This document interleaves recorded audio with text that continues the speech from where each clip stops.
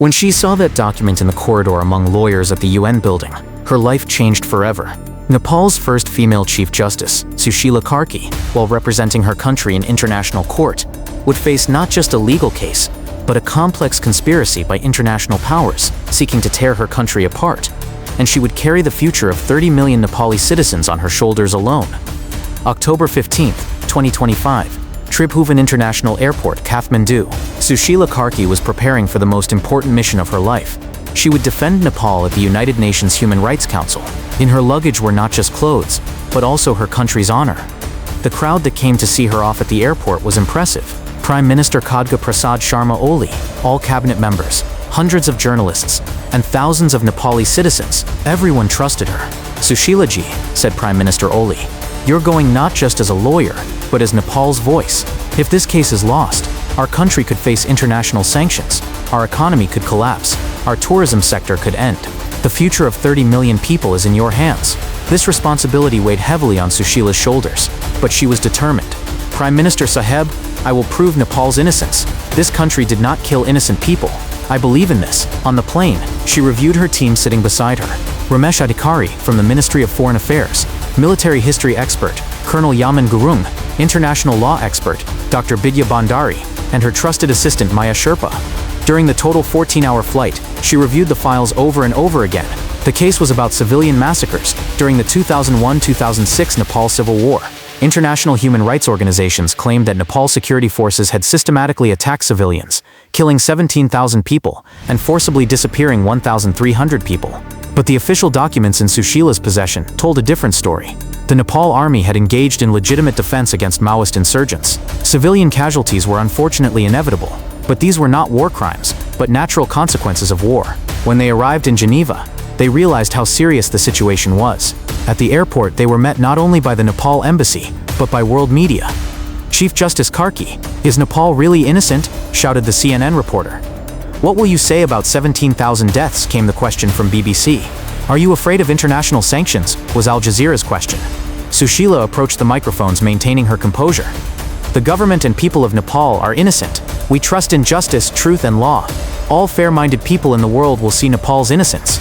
But as they left the airport, Ramesh gave her concerning news. "Chief Justice ma'am, there's bad news. The opposing side's chief lawyer is Dr. Sarah Mitchell." Sushila knew this name. Harvard graduate, world-renowned in international law, with no case ever lost. Uganda versus Netherlands, Rwanda versus France, Yemen versus Saudi Arabia. She had won them all. "Mitchell is not just talented," Ramesh continued. "She has very powerful supporters. America and Europe's biggest human rights organizations support her, and the documents she uses are very comprehensive." After settling into their rooms at Hotel Intercontinental Geneva, Sushila stood on the balcony looking at Lake Geneva, thinking. Facing her was the world's most powerful lawyer, backed by the biggest organizations. What chance did Nepal have? Maya came beside her. "Chief Justice ma'am, I researched the opposing side's legal team, a total team of 47 people, experts from 15 different countries. Their budget is 50 times larger than ours." "Maya, being powerful doesn't always mean being right. We have the truth." But that night she suffered from insomnia for a long time in bed. Tomorrow would be the most difficult day of her life. On the morning of October 16th, the United Nations Human Rights Council building looked magnificent. Built in the 1960s, this building had hosted the world's most important human rights cases. The main hall was breathtaking. 300-person capacity, high ceilings, magnificent acoustics, and now it was filled with judges, lawyers, diplomats, journalists, and activists from around the world. Sushila sat at the defense table on the left with her team. On the right were Dr. Sarah Mitchell and her large team. Mitchell was a woman in her 50s, gray-haired, very serious looking. Beside her were a total of 12 lawyers, 8 experts, and 6 assistants. The court president, Judge Nalini Patel from South Africa, called for silence with her gavel. "We begin case number 2025-47 of the Universal Court of Human Rights, war crimes case against the Federal Democratic Republic of Nepal. Plaintiff party, please make your opening statement." Dr. Sarah Mitchell stood up. Her voice was strong and impressive. "Honorable judges, today I will tell you about one of the most systematic and ruthless human rights violations in human history. Between 2001 to 2006, the Nepal Royal Army and security forces waged genocidal war against their own citizens. Horrible images were projected on the big screen. Burning villages, crying children, mass graves, 17,000 innocent people were killed. Children were forcibly recruited as soldiers. And all of this was done as systematic state policy." The hall was in complete silence. Mitchell was very impressive. The documents I will show you prove that this brutality was not the madness of a few rogue soldiers. These were decisions made at the highest levels of the Nepal state. She projected the first document on screen. When Sushila saw it, her heart began racing rapidly as she realized this was official documentation from the Nepal Prime Minister's office. Classified, Military Operation Directive. Date February 15, 2003. Subject: Special measures against Maoist terrorists. To all military unit commanders. For effective counter-terrorism, implementation of the following measures is mandatory. Harsh measures will be taken against Maoist suspected villagers. Necessary pressure and coercion may be applied during interrogation. Civilian casualties will be reported as operational necessity. Village evacuation operations may be conducted for security reasons. Temporary detention of suspect families is considered legitimate. Responsibility for implementing these directives belongs to military commanders. Signature: Prime Minister's seal. Sushila had never seen this document before. Could this be an official document of the Nepal government? If true, her country had indeed committed systemic war crimes. During the lunch break, the Nepal delegation held an emergency meeting. Everyone was in shock. "We had never seen this document," said Ramesh Adhikari. "How could it have been hidden from us?" "Maybe it's fake," suggested Dr. Bandari. "No," said Colonel Gurung as military expert. "Paper quality, seal, format. Everything looks authentic. But why isn't this document in our archives?" Sushila immediately called Kathmandu. Urgently research 2003 military directives. February, counter-terrorism documents. The answer that came an hour later was shocking. Chief Justice Mom, all documents from February-March 2003 are listed as missing. File numbers exist, but documents are gone. Who can access these documents? Only the Prime Minister, Defense Minister, Chief of General Staff, and National Security Advisor. So someone from the highest level had systematically destroyed these documents. But Dr. Mitchell had the originals. How? In the evening, Sushila was re-examining the documents in her hotel room. One detail caught her attention. Some words in the document were written in Nepali, but had grammatical errors, as if written by someone whose native language wasn't Nepali. Also, the date format was strange. Instead of the Vikram Samvat calendar used in official documents in Nepal, the International Gregorian calendar was used. Could these small details indicate the document's falsification? Her phone rang. Unknown international number. "Justice Karki? I'm retired Colonel Bir Bahadur Thapa from former Nepal Intelligence Service.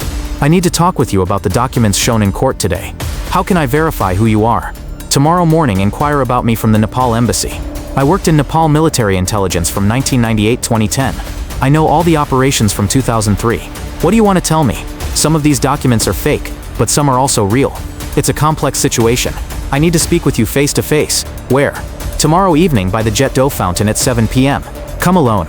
I have very critical documents." The next day in court, Dr. Mitchell began her second day. This time she was making even more brutal allegations. "Honorable judges, yesterday I showed you the systematic dimension of war crimes. Today you will hear the individual victims of these crimes." The first witness was a 45-year-old Nepali woman, Kamala Magar. She spoke in Nepali. The interpreter translated. "In April 2004, soldiers came to our village Rasua. They gathered all the men in the village. My husband Bir Bahadur was among them. They accused him of being a Maoist sympathizer. The woman began crying. They shot my husband before my eyes. Then they raped me and other women. They forcibly took our children with them. I never saw my 12-year-old son Depesh again." But Sushila listened to one detail more carefully. The soldiers were speaking Nepali, but their accents were very strange, as if they weren't Nepali. And their commander was very young, maybe 25-30 years old. Their uniforms were also a bit different. Sushila immediately took notes. Having a commander of that age in the Nepal army in 2004 would be very difficult. The Nepal army had a very hierarchical, slow promotion system. A 30-year-old commander was almost impossible. The second witness, a 38-year-old man, Dil Bahadur Tamang. "In 2005, I was living in Dhalaka. One night soldiers raided our village. They gathered everyone in the village square. 'Show us the Maoists, or we'll kill you all,' they said." Tamang was giving the same detail. Their commander looked young, and their Nepali accent was Kathmandu accent but as if forcibly learned. This was very interesting. Two different witnesses, in two different regions, but giving the same details. During the lunch break, Sushila urgently researched Nepal military records. She requested the list of commanders stationed in Rasua and Dhalaka regions in 2004-2005. The list that came was very surprising. Rasua region, 2004 commander, Major Yam Bahadur Gurung, age 43. Assistant Captain Lok Bahadur Rai, age 38. Dhalaka region, 2005, Commander Major Krishna Prasad Sharma, age 41. Assistant Captain Bal Bahadur Chand, age 36. None were young. And more importantly, No military operations were recorded in those regions at those dates. According to official records, no operations were conducted in Rasua in 2004. No operations in Dolaka in 2005 either. What did this mean? Were the witnesses lying, or were there really other forces there? That evening, waiting by the jet d'eau fountain, Sushila's heart was pounding. Geneva's most famous fountain looked enchanting with its night illumination. But Sushila's mind wasn't on the fountain but on the complex situation she was experiencing. At 7 p.m., an elderly uniformed man approached. He had Nepal Army badges on his chest, lieutenant rank on his shoulder. "I'm Colonel Bir Bahadur Thapa. I was waiting for you. I need to verify your identity." The man took out his old Nepal military ID card, service certificate, and several photos from his bag. They all looked authentic. "Justice Karki, what I'm going to tell you is very dangerous, but I can't stay silent anymore. I'm old, I don't have much left to lose, but I want to do my last duty for my country. I'm listening. Terrible things really happened in the 2001-2006 Nepal Civil War, but Nepal soldiers didn't do some of them." He took out a thick file from his bag.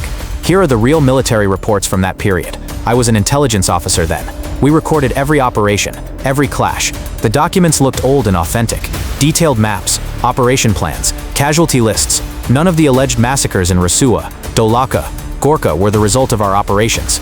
Because we had no operations in those regions at those dates. Then why are these witnesses telling such things?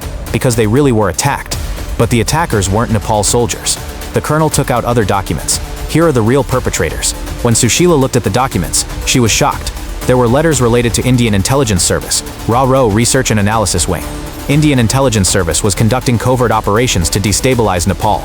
Indian agents wearing Nepal military uniforms attacked villages, committed massacres, then blamed it on the Nepal army. This is a very serious allegation. It's not an allegation, it's fact. Here's the evidence. He showed more documents. But the most shocking thing is, some Nepal politicians knew about these operations. Some even collaborated. Who? Some of the opposition leaders from that period. The goal was to weaken the Nepal army and seize power. They were going to stage a coup with Indian support. The colonel took out the most shocking document. And here's the biggest surprise for you. One of Dr. Sarah Mitchell's main sources is one of these treacherous politicians from that period. When she looked at the document, Sushila's heart stopped. There was a familiar name, Ramesh Adhikari. Then, Nepal Congress Party youth leader. Now, Ministry of Foreign Affairs representative. "This is impossible," said Sushila. "Ramesh is on my team, helping me." "Of course he's helping. He's helping you very closely, because he needs to learn your defense strategy and relay it to the other side." Sushila's world was collapsing. Ramesh was the person who came with her to Geneva, whom she trusted most, with whom she developed strategies together. What about Mitchell? Who is she really? The colonel showed other documents. Sarah Mitchell isn't just a lawyer. She's an employee of a company called Paravan Company connected to the CIA. Her mission is to weaken certain countries for geopolitical reasons. Why is Nepal targeted? The China factor. Nepal has become very close to China in recent years. Belt and Road Initiative, hydroelectric dams, trade agreements. If Nepal strengthens and China's influence in the region increases, this disturbs the US. The colonel took out maps. Nepal is geographically very critical, a bridge between China and the Indian Ocean.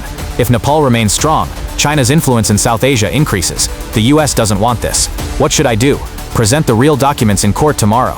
But be careful, Ramesh will try to stop you. Even others on your team might be suspicious. On her way back to the hotel, Sushila's mind was confused. Who could she trust? Was half her team traitors?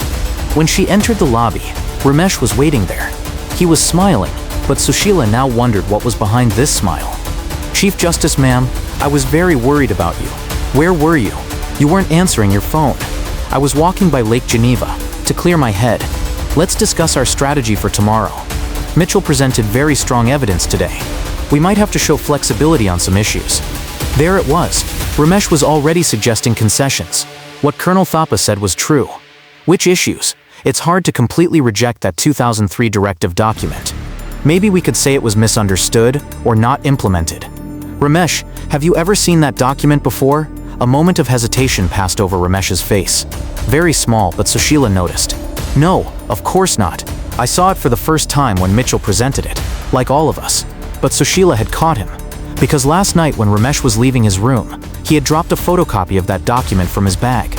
What about the witness testimonies? What do you think about them? They were very impressive, especially that woman's story. Kamala Magar, very convincing. But weren't some details strange? Young commanders, different accents. Ramesh quickly changed the subject. In such traumatic events, memory can get confused. What's important is the general picture. "Ramesh, I'm going to bed early tonight. I want to review my strategy alone for tomorrow." Why? Wouldn't it be better together? No. This time I'll make my own plan. A moment of discomfort appeared on Ramesh's face. Okay, as you wish. But if you need help, thank you. That night Sushila didn't sleep at all. She studied the documents she received from Colonel Thapa, prepared her own defense strategy. This was now a critical moment, not just for Nepal but for all small countries. But at 4 a.m., there was a knock on her door. When she opened it, Maya Sherpa was there, looking very worried. Chief Justice ma'am, there's a big problem. Ramesh made long phone calls tonight. Sounds were coming from his room. What was he talking about? He was speaking in English. I heard things like plan changed. Sushila is suspicious. We must hide the documents. So Ramesh really was a traitor. Maya, don't trust anyone. Today only you come to court with me. Let the others stay at the hotel. What about our defense documents? I'll replace them with the documents I got from Colonel Thapa. On the morning of October 18th, everyone in the courtroom was surprised that the Nepal delegation consisted of only 2 people, Sushila and Maya. Mitchell asked curiously, "Where is the rest of your team?"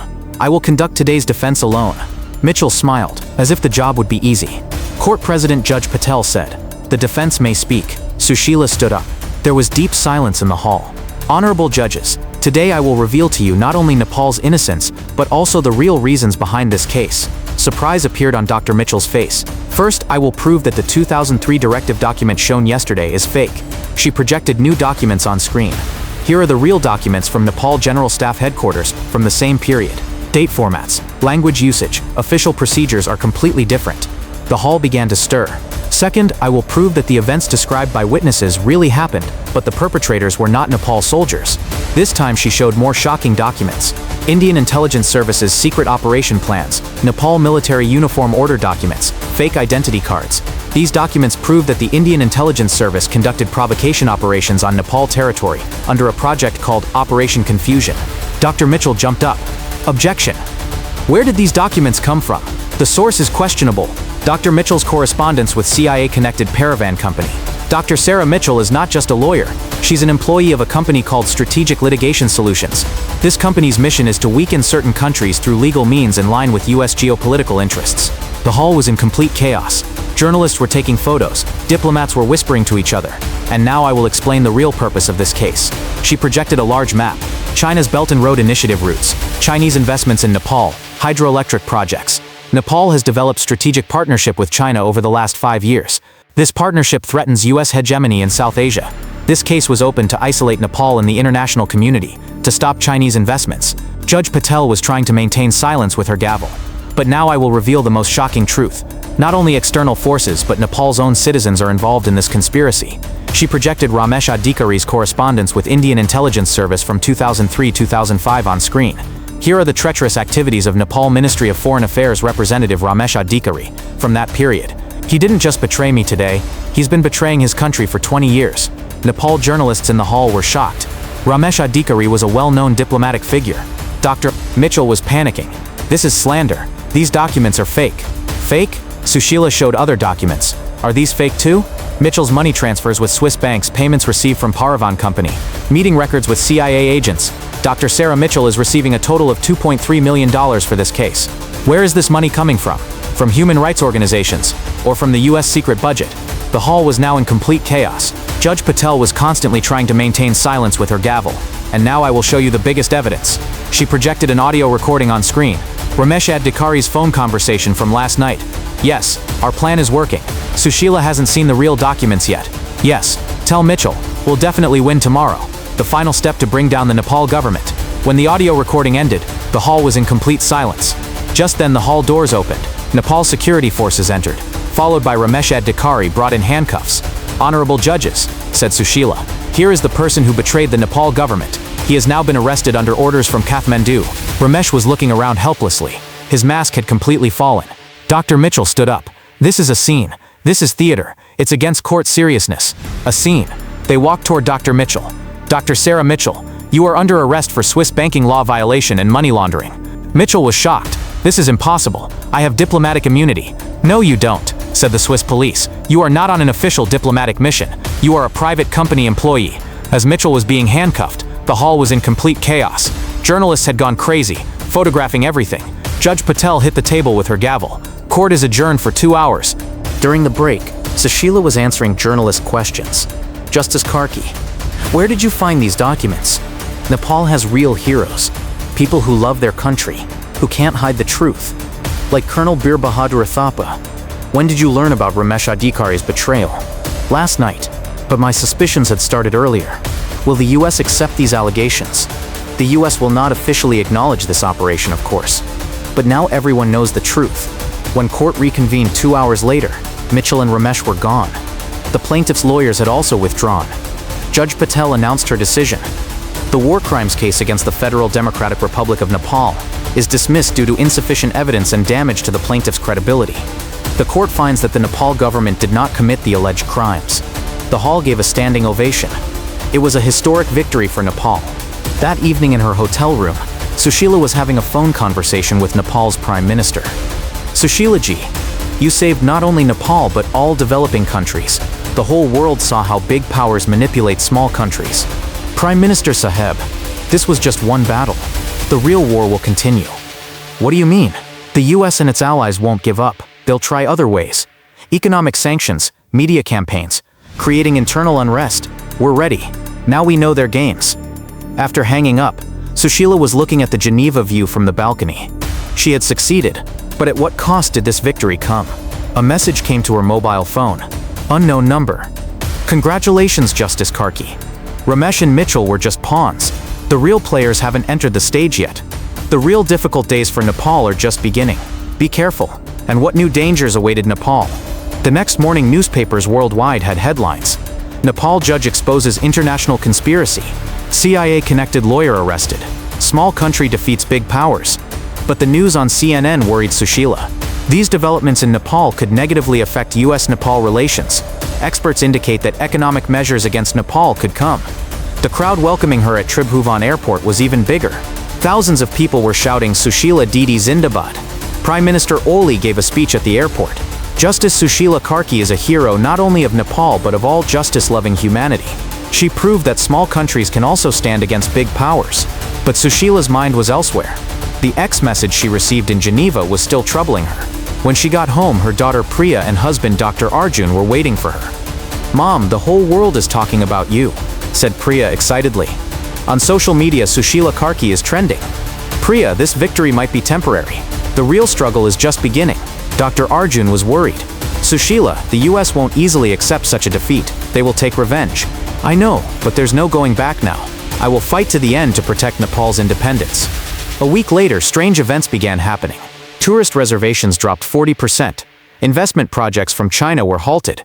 Trade slowed at the Indian border due to technical problems. Sushila knew these weren't coincidences. Economic warfare had begun. One evening while working at home, her secretary Maya called. "Chief Justice, ma'am, there's an urgent situation. A fax came from the International Court of Justice." "What does it say?"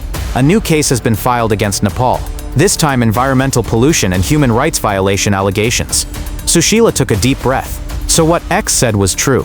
The real war was just beginning. "Maya, gather the team. We're preparing for a new battle." 3 months later, Sushila was again defending Nepal in international courts. This time in The Hague. A different case but the same enemies. Facing her were again US-backed lawyers. Behind them again fake documents and manipulated witnesses. But now she knew the game, and this time she wasn't alone. Real patriots like Colonel Thapa supported her. When she stood up in court, she was determined. "Honorable judges, I will tell you once again, small countries are not toys of big powers. Nepal is independent, honorable, and will not submit to anyone's yoke." As the story ends, Sushila Karki was still fighting, because she knew that justice is never a completed victory, but a value that must be constantly defended. And the war she waged for Nepal's independence had become an example not just for Nepal, but for all small countries. That winter day in Geneva, she had not just won a case, but also proved that small countries could stand against great injustices. But this was just the beginning, because justice is a never-ending war, and Sushila Karki was determined to stand at the front lines of this war.